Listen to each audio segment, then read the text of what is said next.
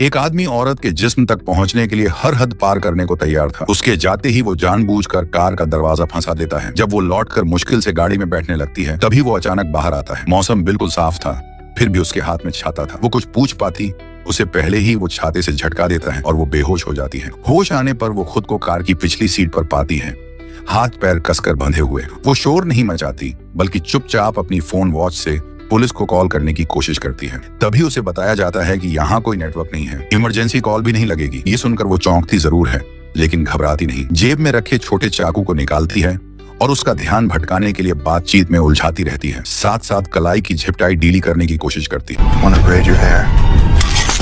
Fuck you are.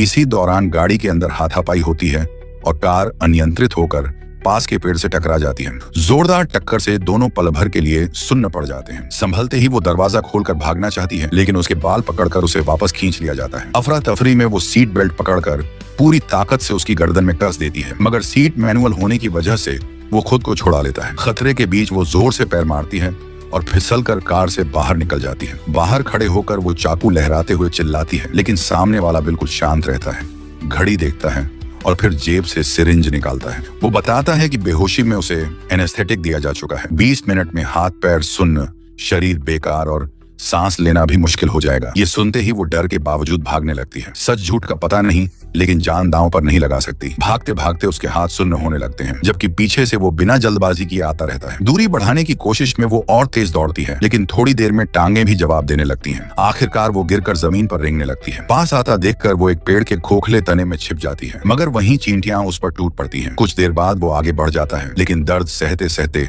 उससे चीख निकल जाती है।